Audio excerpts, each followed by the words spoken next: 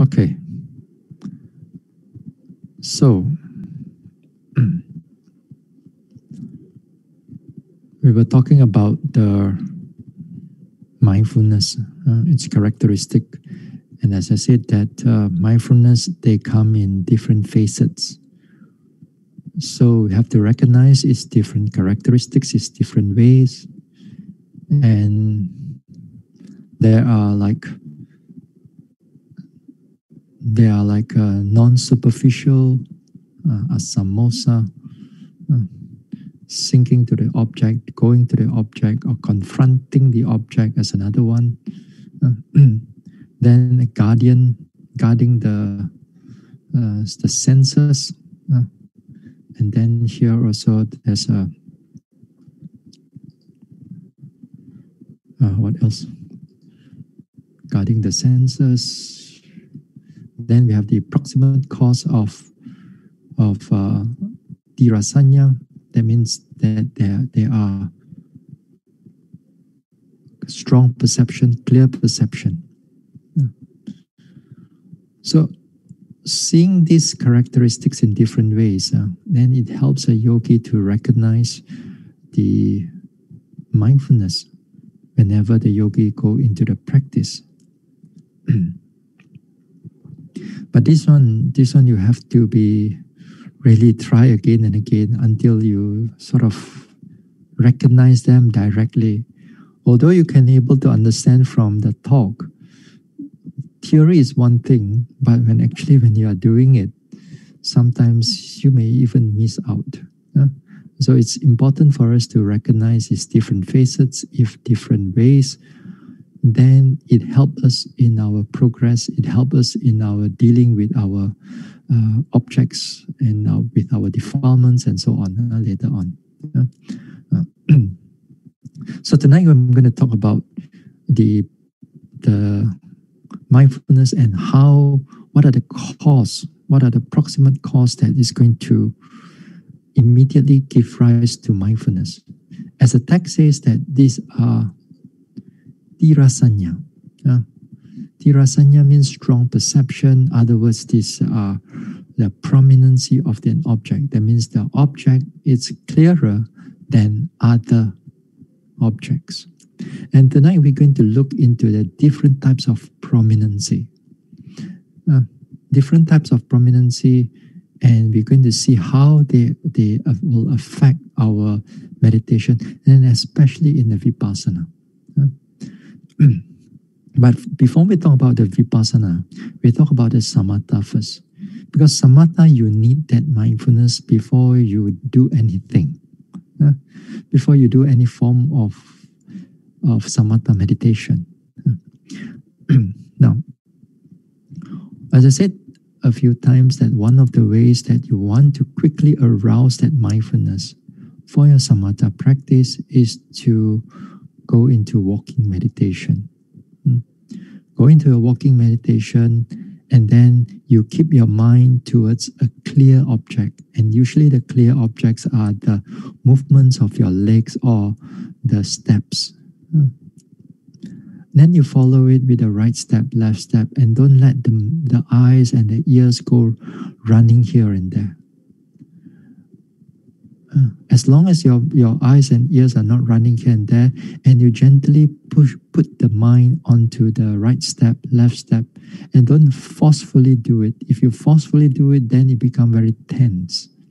But if you gently do it, forget about your metta, forget about your anapana, whatever that you are doing, because right now you need that clarity of an object, clarity of those objects to help you to gain that mindfulness.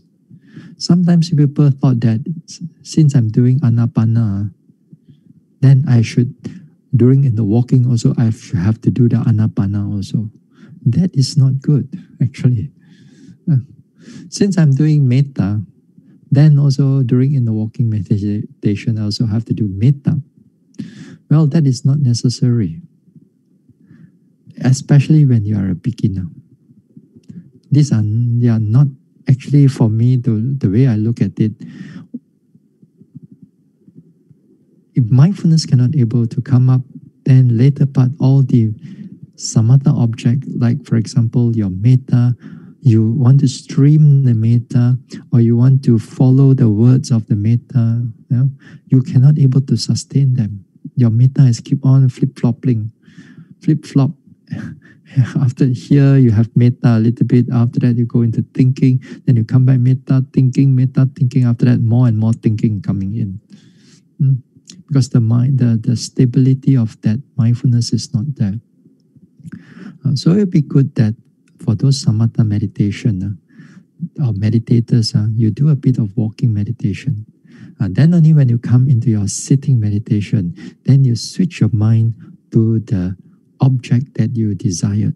That means you want to do metta. Okay, let's start with metta.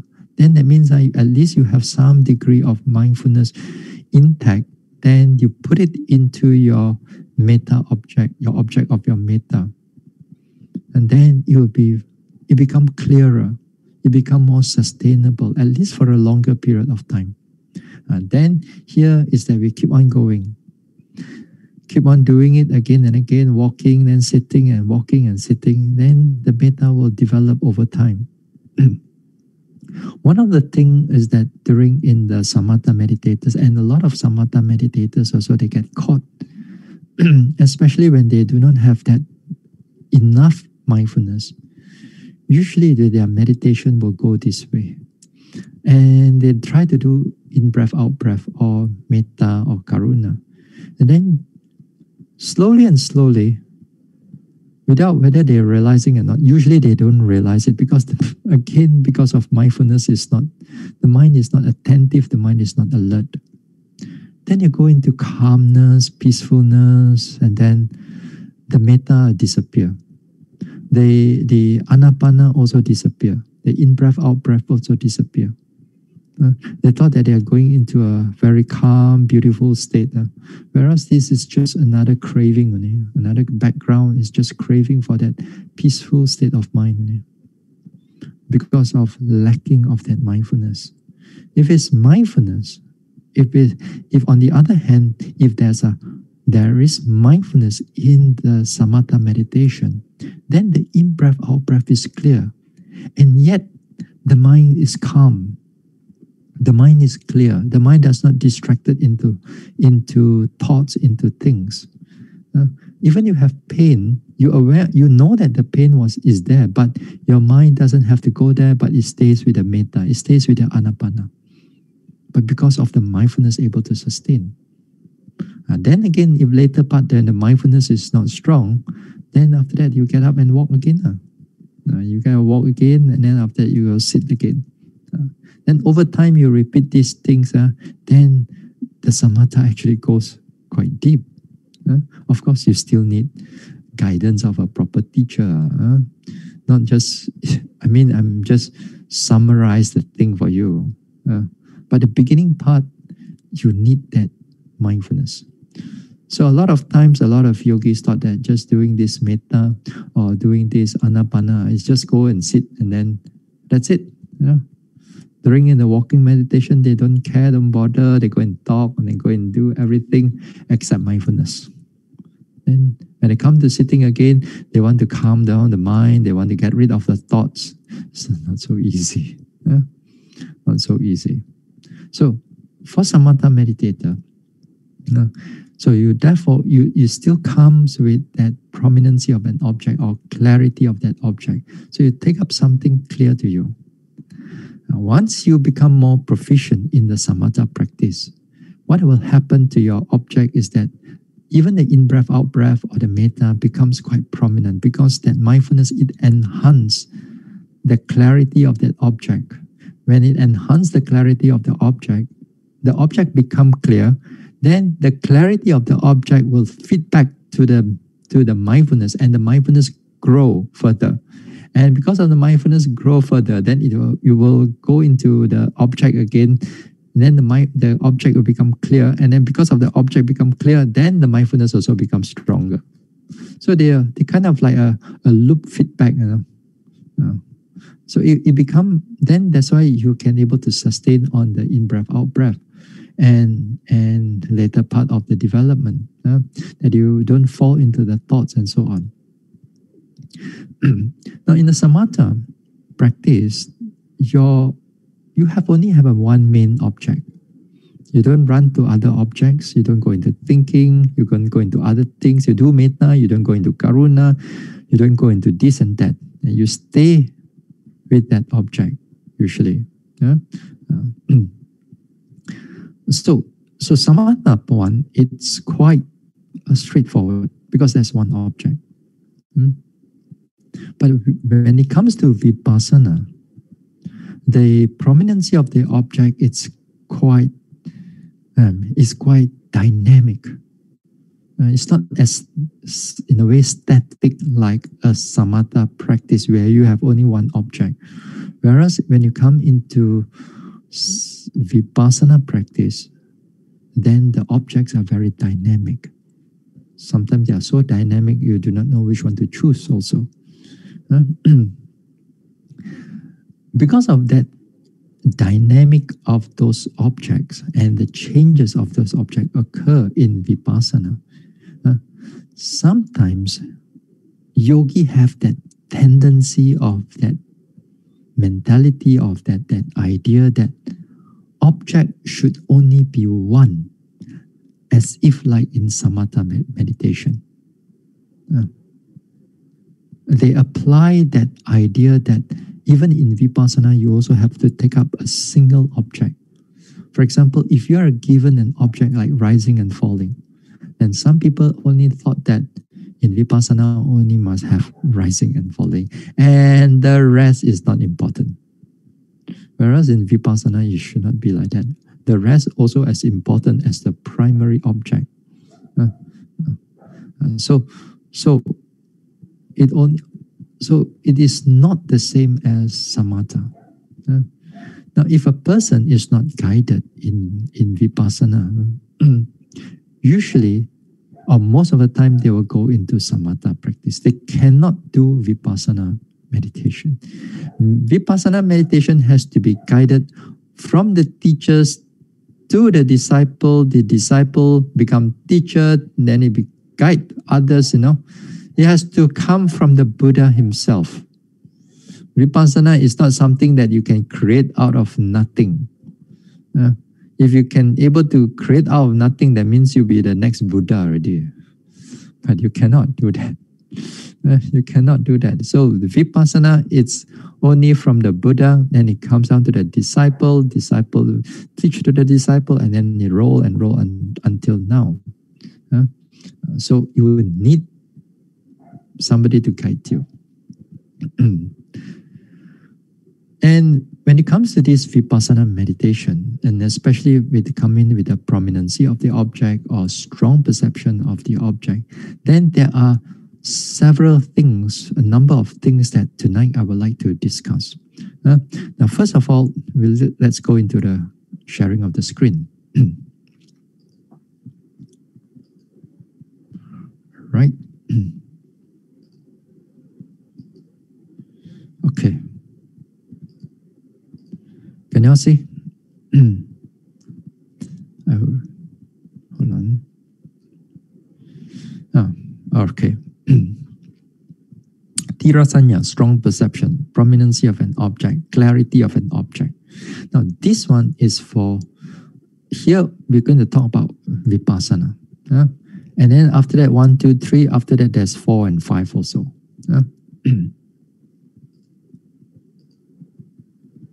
Now, in the vipassana, normally your thought is the number 1. If an object is not clear or is faded, for example, if your anapana is not clear, then you change to sitting and touching. Or if you are doing the rising and falling of the abdomen, then if the rising and falling is not clear, then you change to sitting and touching.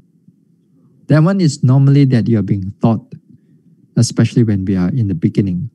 If the rising and falling is clear again, then you go back to your rising and falling from whichever object.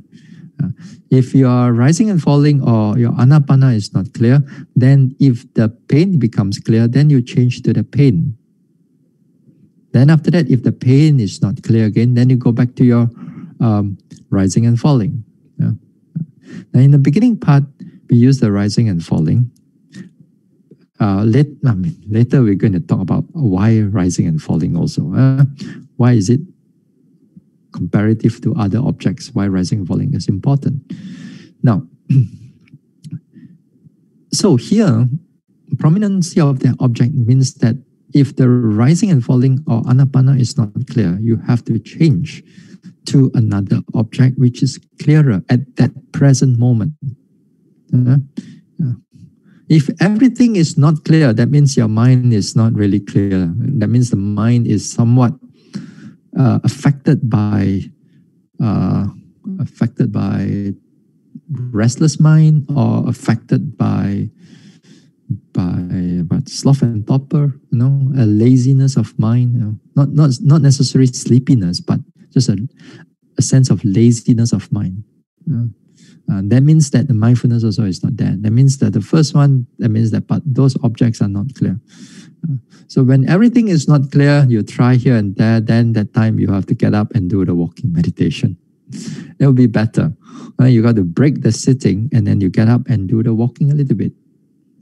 Sometimes when you do the walking for a short while, maybe 10, 15 minutes, then the mindfulness comes back again, then you go back to the sitting again. So it's perfectly all right to break the sitting. If not that sitting, if your mind is not clear, then you sit there, then the non-clarity, you will drag until you finish the whole sitting, and then it's not so-called productive. You may think that, I don't want to break my sitting. I don't want to break my sitting. I just want to continue my sitting, because to you is that the thought sitting is always much better than walking, because you don't emphasize on the walking that much. Usually during the retreat, my emphasis is that the formal sitting and walking meditation, usually we call them the formal meditation. The informal one is their daily activities and your cleaning, brushing, toilet, and so on, eating. Those are called informal. So the formal one is usually the walking and sitting, and it takes up a lot of your time, especially when you are in a retreat. So during the course of our meditation, not every time your sitting is going to be clear. There will be days your sitting is not clear, and also there are periods of the day also your sitting may not be clear. So therefore, the walking meditation, it's very helpful. Very helpful in the sense that your sitting doesn't give you much of anything, then you can rely back onto your walking meditation and to gain some degree of mindfulness, concentration, even wisdom from the walking meditation, the penetrative aspect of doing in the walking meditation. There are some days yogis go through like this. Now, if you you don't put importance into your walking meditation, then when you come into, for example, such a time that your sitting is not clear, then you do not know what to do already. You do not know what to do is as if like you are totally like a fish out of water already. You don't know. Walk also not right, also nothing much. Sit also nothing much. And then go and do something else, like go and sit down, and then after that they go and read a book already, then they go and look at the scenery and so on. Then more and more mindfulness is gone, because they do not know what to do next. So it's like this. So you have to have this both together. Sometimes when the both together is going well, that means the sitting and walking is going well, and then you can see that your mindfulness can come in quite continuously throughout the day. And then you feel that you are quite satisfied with your meditation. Not to say satisfied, but you feel better. You feel better than before. That your meditation as if like is picking up something, not like all the time blur, not clear, and day in, day out, not clear. Now here, things are getting more clearer. So here is the number one, that you have to look for some object which is clearer when one object is faded away. So this one also. And the second one too, is that, for example, there are many also those people who are doing Mahasi method also, and they have a wrong idea about this rising and falling. Since a lot of times we use the word primary object and secondary object, and then there are yogis who thought that primary is the most important, secondary is not important.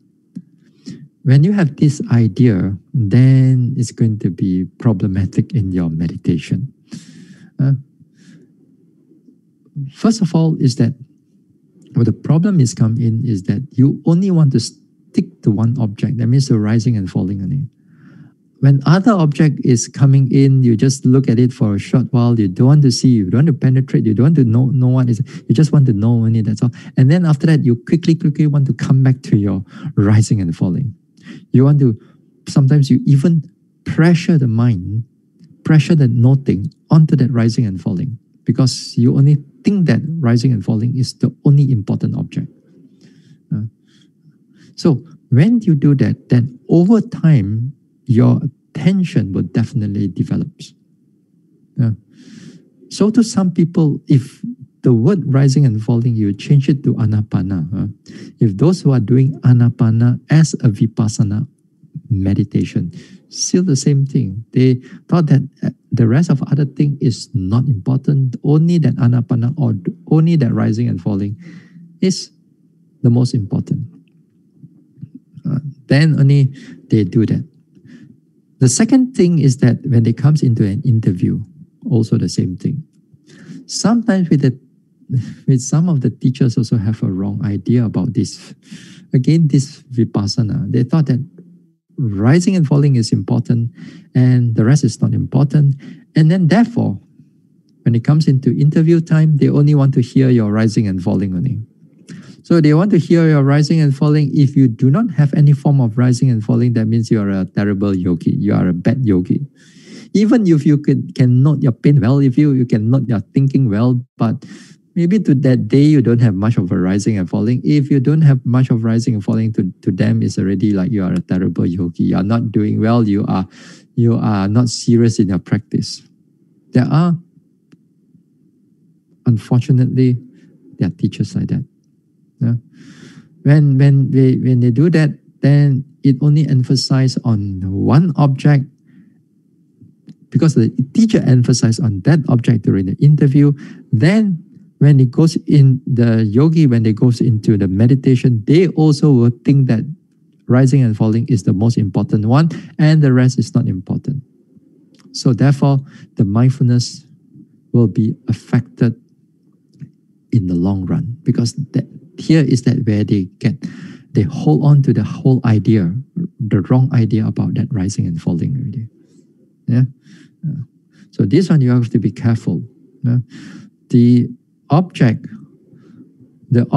of vipassana meditation, whether you are a primary object or you are a secondary object like your pain, like your itchiness, so those things are as important as your primary object. Whenever they becomes clear to you, whenever they becomes prominent to you, that means when you pay attention to them, you have to see them clearly. You have to see them, what is going on, how is the pain is like, is it growing, is it shrinking, is it pulling, is it stretching, is it burning you? What is going on with the pain? Then it means that you are seeing it clearly. That means here you are giving importance into your secondary object also. So likewise, in your walking meditation also the same thing. You have to pay attention closely to what is going on. When the thoughts comes in, you have to see what is really going on too. So this is what we mean by when your one object is faded, not clear, Then when you change to sitting and touching, or you change to another object, then you have to watch them clearly, precisely, thoroughly. Normally, when you have a primary object, then when other of the secondary object is not clear, then you go back again to the primary object. And over time, because of the habit of the mind, whether you take up rising, falling, or in breath, out breath, or some other primary object, normally the mind will have the tendency to go back to the habitual objects over time. And then you get more familiarized with that primary object, and usually that primary object, later part in the development, it will stay there a bit more longer for you to see its characteristic. So this is number one. You have to change when your object is already faded. Okay. Number two, when an object is clearer than another object. That means, for example, rising and falling of the abdomen is clear, but the pain is even clearer. And here, many times, if you have gone through a meditation retreat, this one is quite, a yogi quite familiar with them. You're quite familiar with these things. But again, there are, just like earlier on I mentioned, that sometimes a yogi have a wrong understanding about this Vipassana meditation. They thought that only rising and falling is just the most important thing. And then even the pain is coming in clearly, they do not want to switch to the pain. They just want to remain with the rising and falling. Because whatever thoughts that they may have or whatever idea that they have, they want to stick to just one object and they don't want to move about all other objects. Sometimes even they have an idea that moving about from one object to another object, that breaks the mindfulness, that breaks the concentration. That is the wrong idea, totally wrong idea for Vipassana meditation. So here this object, when they are clearer from one object, or object is clearer than another object, there are also like sometimes the mental object also can be clearer than the physical object at times. So even if you are not an advanced meditator, if let's say you have done through a few retreats here and there, and once in a while, your mental objects can be quite clear, can be quite loud, in fact. Sometimes your restless mind may come in. A lot of thoughts may come in. As I said, when the thoughts comes in, that you don't fall into the story of the thoughts. You kind of like step out and watch how the thoughts are moving from one thought to another thought, to another thought, to another thought. If you watch it in that way, without going into all its contents, its story, its idea, its rationing, its rationalizing, its conceptualizing, and so on, then if you are not inside it, and then you kind of like step out and you watch the thoughts passing through one after another, then the thoughts can be very clear to you. And it can be strong, and once in a while also the tension pulling from the head, neck, and then you may notice them quite clearly. So during this time, they are clear, and yet at times that your rising and falling also clear. But this time the thoughts can be quite persistent, and they are even more clearer than your rising and falling. So therefore, you got to stay with the thoughts. You got to stay with the thoughts, watch the thoughts, how it's changing, what is going on, until it slowly begins to fade, and then you go back to your rising and falling.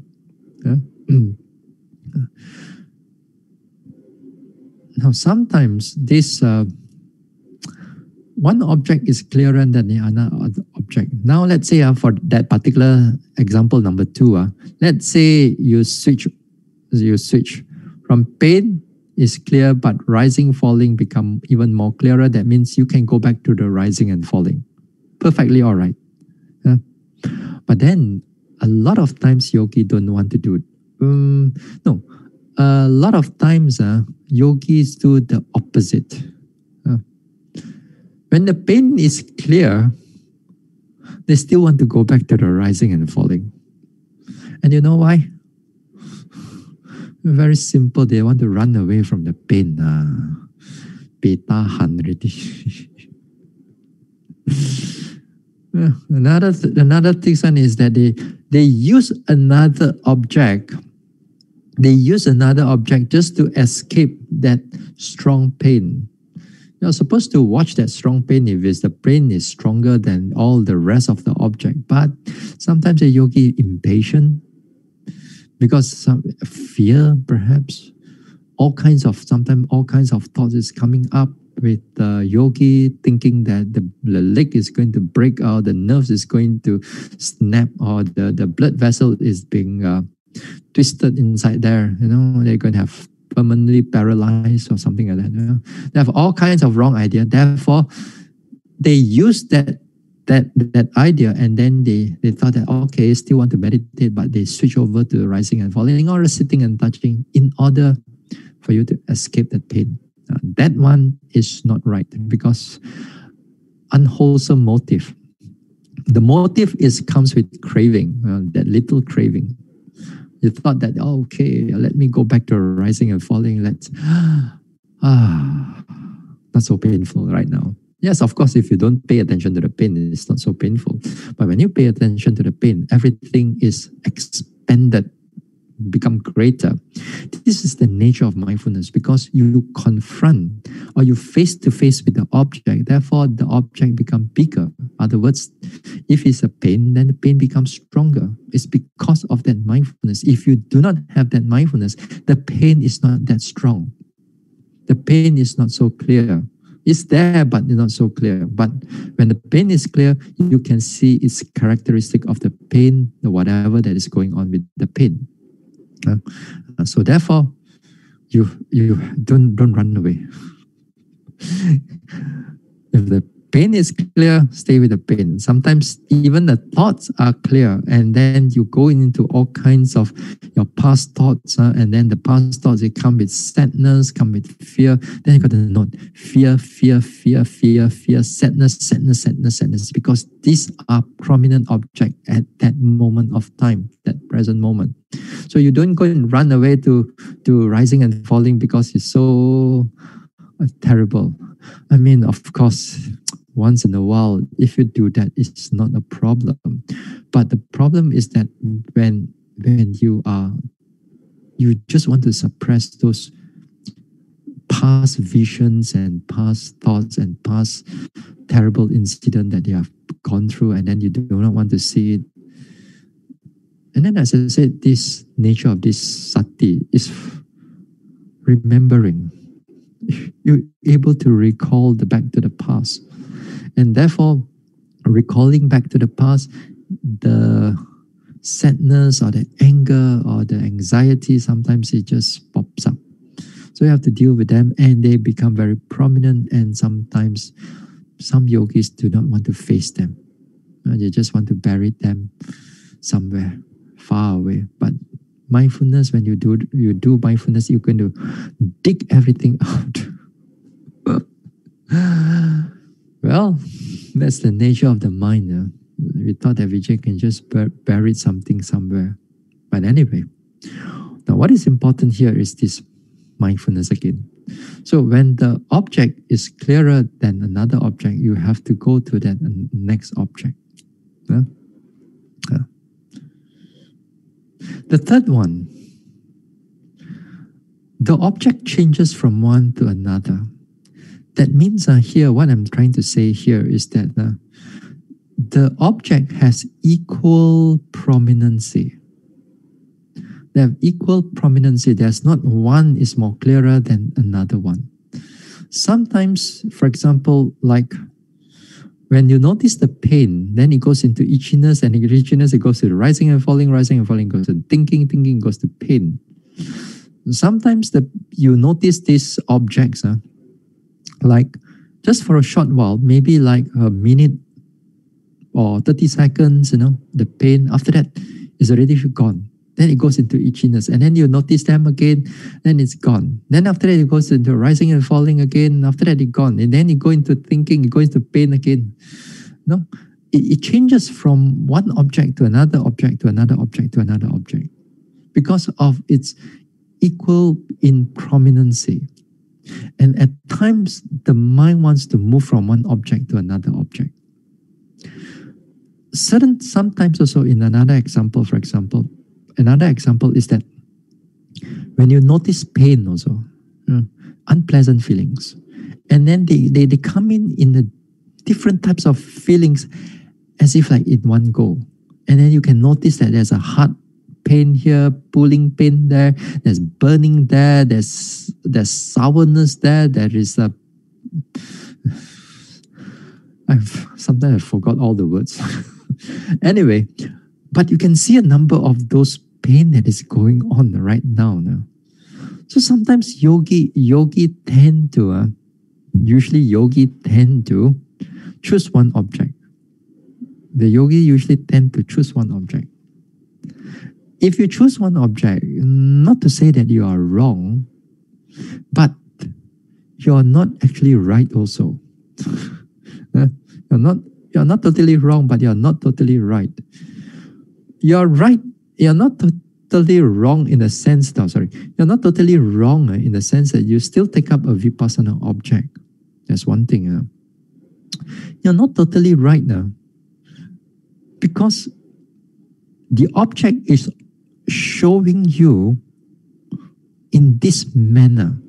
That means as if like you notice 3 or 4 objects at one go, but you do not want to accept them as they are, or you do not want to see them as they are. You just want to tune the mind into a single object. That also is something that a yogi should not do that too much. That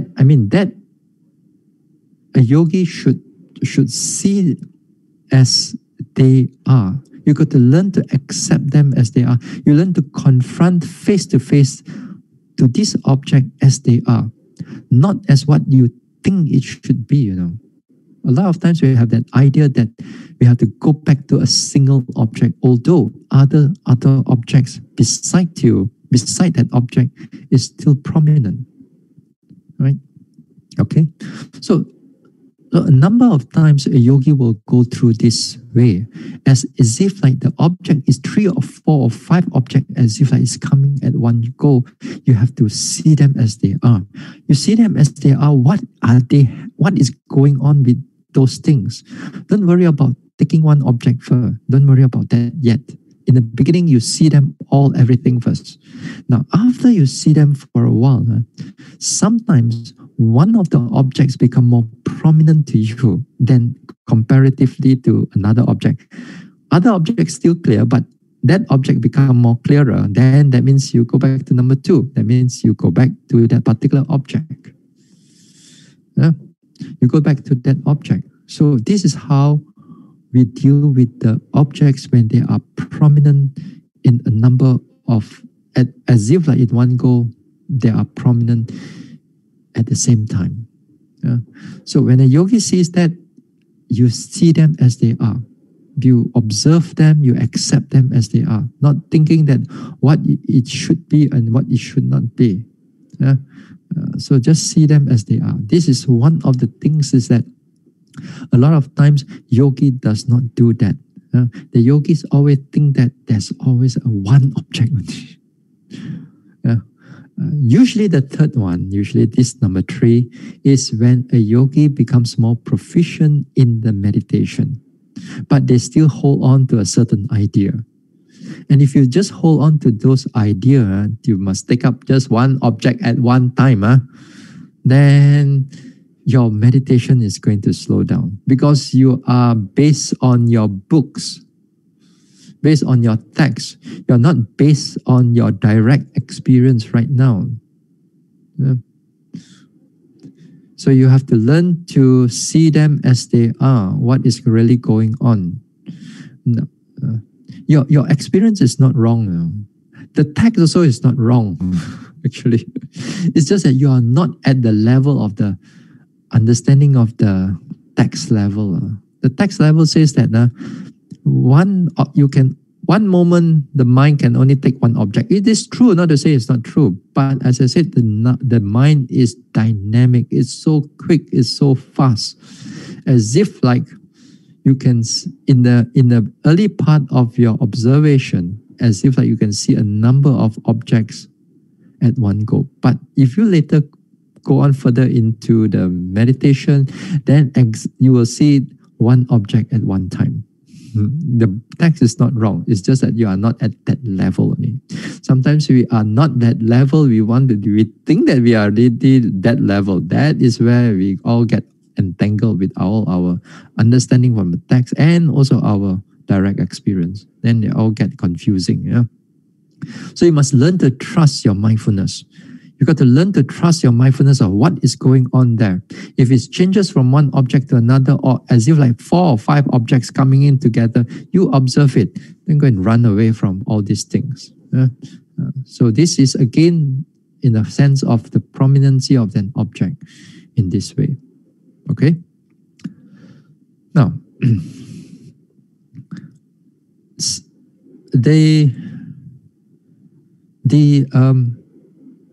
the matrix here, as you go on to further into the development, then the object, the pain, itchiness, rising, falling, a lot of times the concept of what is pain and what is itchiness or rising, falling or thinking all becomes, they disappear. The concept disappear. It's only arising and passing away only. That when you pay attention to them, you do not know whether you are looking at rising and falling or you are looking at thoughts, whether you are looking at itchiness and so on. They are all behaving as if like they're just arising and passing away only. And that time, the concept of whether it's morning, night, or whether you are sitting or you are walking, or whether you are this way or that way, whether you're facing north, south, east, west, all disappear because the concept starts to break away. Only everything is just arising and passing away.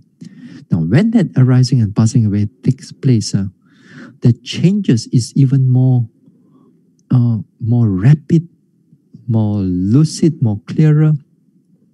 And you got to learn to just let the mindfulness do its job.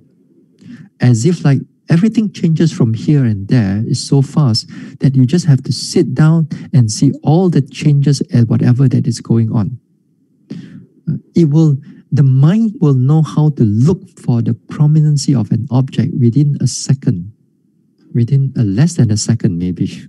It knows how to look for it. At that time, you don't go and purposely go and choose which object. Oh, this rising, falling cannot really go into sitting and touching. That one is when you are in the beginning part of your practice. But when you are more advanced practice, they do not do that. They just let the mindfulness do its function as if like you are on the auto run.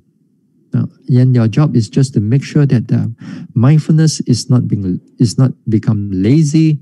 The effort is being supplied, and then therefore the mindfulness is keep on going, and the observation is keep on going until you finish that sitting or you finish that walking. So this is what it means by a prominency of an object. So it's not just as simple as what you normally think it is. It's even more complex. Now, prominency of an object, also there are object. Now, these are the things that what you are supposed to take up and what you are supposed to take up. But also, prominency of an object, also you must not take up certain object.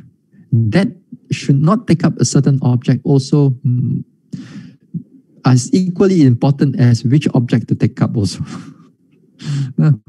One of it is the conceptual object. If you are doing vipassana, you don't go into the conceptual object. That means that object is created by the mind. And we're going to talk about that conceptual object. Maybe when it comes into wisdom part, and then we have to define which one is the objects of the four foundation of mindfulness and what is conceptual objects.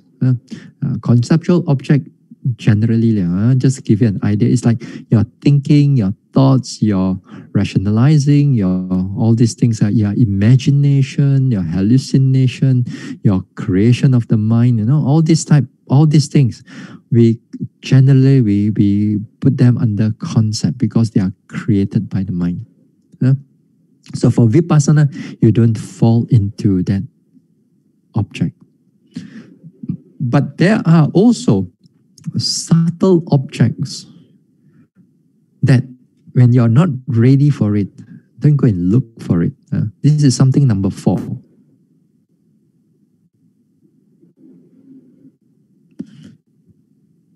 Okay. This is number 4 right now. You should not intentionally look out for objects which is or are not clear, even they are mentioned in the text.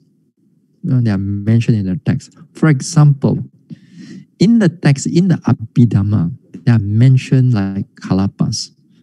Rupa kalapa. Rupa kalapa, for example. We give you a basic understanding of this one. Now, material object, when we in the Abhidhamma, when they talk about a material object, there's always this 4 basic group, and the 1, 2, 3, 4, earth, water, fire, wind. This is the Mahabhuta. This is the essential material object. This is the essential materiality. The essential one. Whereas 5, 6, 7, 8, they are derived from the 4. But nevertheless, in the Abhidhamma, it posits that a single material, it has a group of these 8. This is the basic. But if you want to go into more advanced understanding of materiality, then it will go into like over 20 or 21 or 24, I forgot, about this group. There are different types of material group. Now, here they are inseparable matter. That means that whenever they arise, they always have, at least you must have this 8. At least you must have, it can be 9, it can be 10, it can be the 9 and 10 can be different again. 11 or 12, I think so, I forgot. There can be quite a lot of permutation that you can able to go. But all the time you must have this 8 here. Now, this is mentioned in the text, and materiality will always have that. Here, you have this 8. Now we go back to this one. As I said here, you should not intentionally look out for objects which is not clear, even they are mentioned in the text. You watch your rising and falling, let's say, and your rising and falling right now is moving clearly, and you can notice it clearly. And you find that the movement is clear to you, and the rising and falling is clear to you. And then after that, you know that this movement is the wind element. Okay? And you know that quite well. Then, if you learn Abhidhamma, and then if you go and mix up with your meditation practice, then you'll start thinking, if I have this rising and falling, which is a wind element, then where is my earth element right now? Where is my fire element right now? And where is my water element right now? And where is the color, where is the smell, and where is the nutritive essence, and where is the taste of the object right now? How come I could only can see 1, and the 7 I cannot see? But the text mentioned there are 8 ma. How come I'm looking for 1 only? Then because of that, sometimes there are some yogis.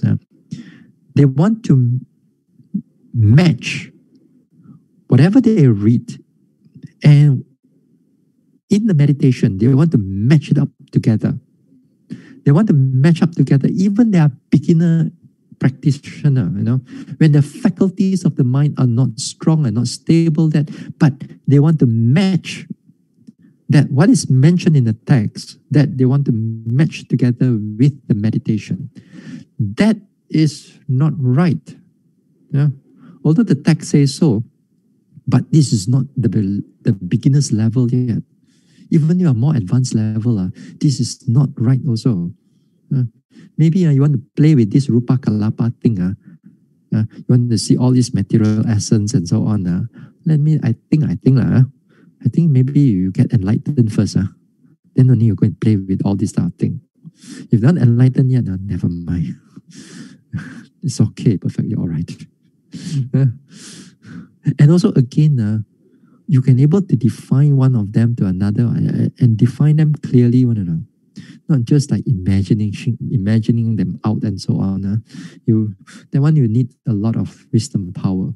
A lot of time right now, sometimes some yogis that I met, I've heard, you cannot see this kalapas thing. If you cannot see this one object, let's say you can see all the 7, you cannot see number 8 and the nutritive essence, and then how? Then that means your understanding of your materiality is not complete. So if you are not complete, you cannot advance to the second level of insight. You cannot go advance higher level of insight because your materiality is not complete in that sense. So that is not right. That is not how you define mind and matter as in the direct knowledge within Vipassana. Yeah? So in the direct knowledge of Vipassana, you see what is being offered to you at that present moment of time. If at that moment of time, if the wind element is prominent, you take up the wind element and you don't worry about all the rest. Then if the wind element is not clear, let's say at the stomach area, if your stomach become very hard, then if it's the earth element at this time, then you notice it as hardness, and at least perhaps at the back of your mind, you know this is earth element, that's well and good. You don't go and look for where is the rising, falling, where is the movement again, where's the wind element, and where's the water element. You don't go and look for what is not there. Go and intentionally go and look for them, because just because you have idea from the text. So don't do that. If you do that, you're wasting a lot of your time. You may think that you are a great meditator, but you're great in the sense of conceptual understanding only, but you're not great in the sense of arousing that mindfulness. So, not to say Rupa Kalapa, they all are wrong, they are right in a certain sense, but when you're a beginner or you are not enlightened yet, don't go and play with this type of thing yet. Do as much as you're enlightened already, then do whatever you want after that. So it's the same thing with the second part also, like you scan every part of your body. You scan every part of your body. For example, like there are again meditators, they are being instructed to scan every part of the body. Again here, prominency of an object also is important. If every part of your body is prominent, then you can do that. If every part of your body is clear to you, then you can do that. But for a beginner, you cannot do that actually. Sometimes, let's say, on top of your head, let's say it's clear at this moment of time. Then after that, you slowly scan down, or slowly you sweep down to your ear. But your ear is not clear, no sensation, not much of a sensation. You try to imagine some sensation is there. Then it's not right, because you are imagining the whole thing out. Or some people is try to pull their mind very, very strongly in order to get some sensation. That also is not right, because now you're overworked the whole mindfulness, you're overworked the whole thing, you're going to go into a lot of tension. So if you you scan the whole body. What you should do if you are scanning the body, let's say you sit down and then you sweep through. You got to sweep through up and down for a few times, and you look out for where is most prominent. And when it's most prominent, and then you stay with that most prominent part, and then you try to notice its sensation, its feelings, its hardness, its softness, its stiffness. What is going on there? So you don't have to scan every single part of it. Because again, scanning every single part of it, because there are some people who believe that every part of the body there's feelings.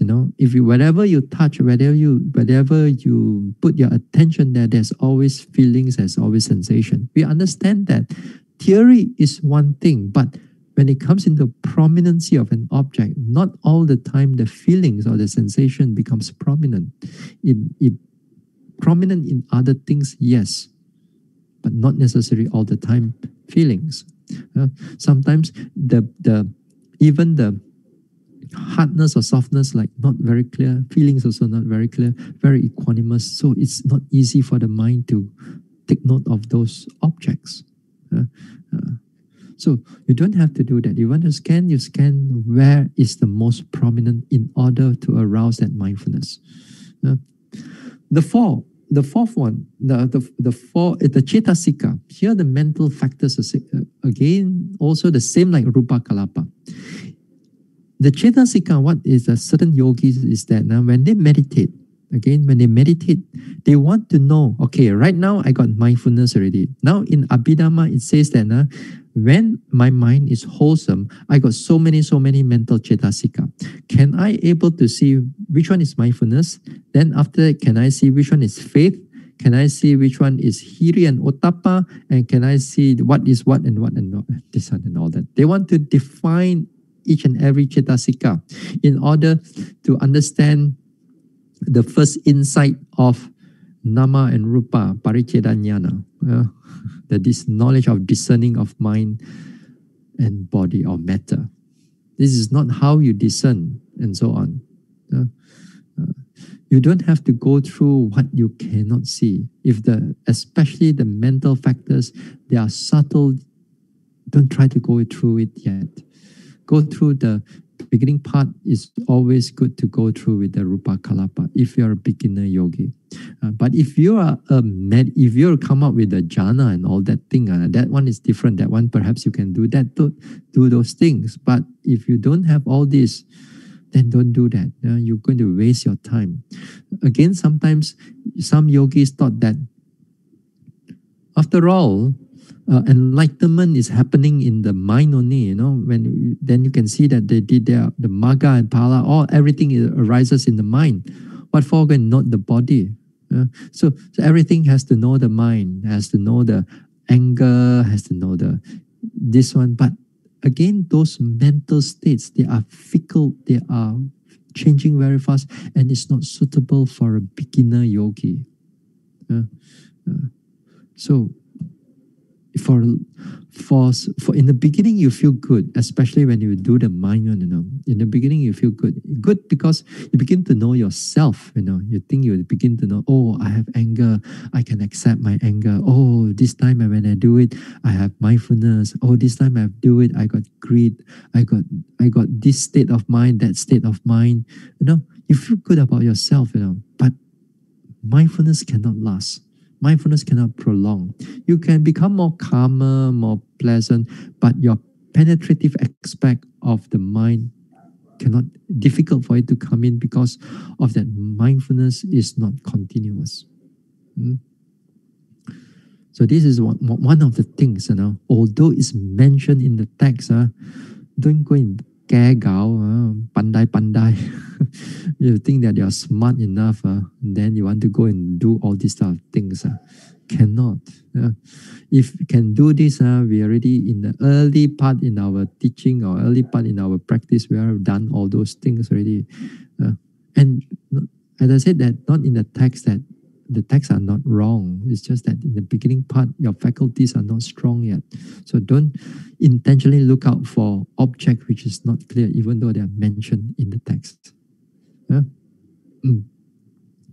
when it comes to the fifth one, Now, comparing the clarity and the sustainability of an object between, let's say, the first one, the nostril of the in-breath, out-breath, anapana, and the rising and falling. This has always been the debate for a long, long time already, this debate, A lot of time people don't like Mahasi method because they said that this is the rising and falling is not taught by the Buddha. But the problem is that, not the problem. The thing is that rising and falling is one of the many objects of what the Mahasi Sayadaw taught, Although the primary object we use the rising and falling, but doesn't mean that this is the only object that we do. That's why a lot of people don't like to do this Mahasi method because have a lot of misunderstanding about why rising and falling. Now, Anapana, what you read in your sutta, like Anapanasati suttas and so on, during the Buddha's time, human beings, the virtue of the human beings are much more better. And because of they are able to meet the Buddha, that means they accumulate a lot of great merits. That means somehow or another, the mind also is quite well developed. That means when they take up Anapanasati, yeah, easy for them to become clear, to become penetrative, and so on. Because they have that basic qualities. Nowadays, yogis, when they take up Anapanasati, not to say that you are wrong, but the thing is that whether a yogi can sustain the Anapana or not. Because usually for Anapana object, they tend to fade and calm the mind. And when it's faded and yogis somehow or another hold on to it, then as I said, it can go into a lot of upakilesa, attachment, imperfection, or corruptions of insight corruptions of insight. Then you need to somehow get a clearer object. And the next clearer object is the rising and falling. But if you have not developed anything, if you don't do walking meditation and anything, your rising and falling and your nostril also will become not clear at all. But when you develop some degree of walking, then that rising and falling becomes clearer, faster compared to the in-breath, out-breath. For most people. And then if you want to practice samatha meditation and vipassana meditation using in-breath, out-breath, and if you are a beginner, then again here you do not know how to split the whole thing. How are you going to use that anapana into samatha? How are you going to use anapana into vipassana? If you do not know how to split the whole thing, then it's going to be another problem, a big problem. You're going to just mix up everything and you're neither here nor there.